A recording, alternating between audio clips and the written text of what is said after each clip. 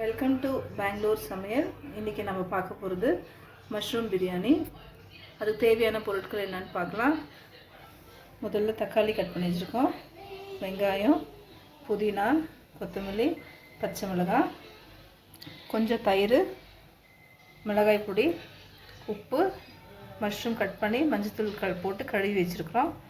தாளிக்கிறதுக்கு பட்டை, லவங்கம், பிரிஞ்சி இலை, அரிசி தேவையான அளவுக்கு கழுவி ஊற வச்சுருக்கோம். இப்போ எப்படி செய்கிறதுன்றத பார்க்கலாம். இப்போ பாத்திரம் வச்சுருக்கோம். இப்போ எண்ணெய் போட போகிறோம்.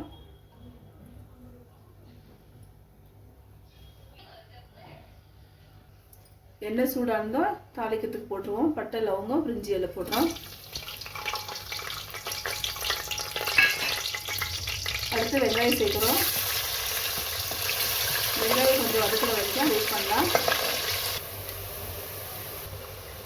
இப்போ வந்து வெங்காயம் ஃப்ரை ஆகிடுச்சு. மஷ்ரூம் சேர்க்க போகிறோம். மஷ்ரூம் சேர்த்து நல்லா கொஞ்சம் ஃப்ரை பண்ணி கொடுக்கலாம். கொஞ்சம் உப்பு அதில் சேர்த்துக்கலாம். அடுத்து மிளகாய் தூள் சேர்த்துக்கலாம்.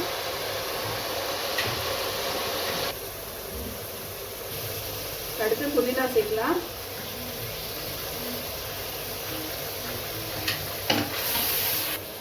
அடுத்து வந்து கொத்தமல்லியும் பச்சை மிளகாவும் சேர்த்துட்டு நல்லா ஃப்ரை பண்ணி கொடுக்கலாம்.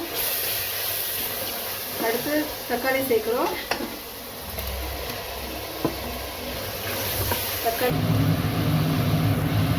தக்காளி நல்லா வேண்டுறது நம்ம வந்து தயிர் போட போகிறோம்.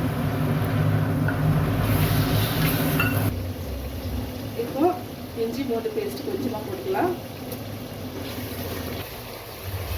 இப்போ வந்து நம்ம தண்ணி சேர்க்க போகிறோம். நாங்கள் வந்து 3/4 kg அரிசி எடுத்துருக்கோம். அதுக்கு 1.5 kg டபுளாக தண்ணி வைக்க போகிறோம்.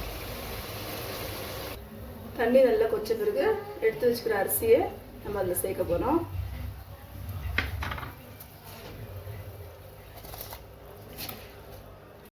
இப்போ பாருங்கள், மஷ்ரூம் பிரியாணி ரெடி ஆகிடுச்சு. இதே மாதிரி நீங்கள் வீட்டில் செஞ்சு பார்த்துட்டு எப்படி இருக்குன்ட்டு சொல்லுங்கள், கமெண்ட் பண்ணுங்கள், லைக் பண்ணுங்கள், சப்ஸ்கிரைப் பண்ணுங்கள். தேங்க்யூ ஃபார் வாட்சிங்.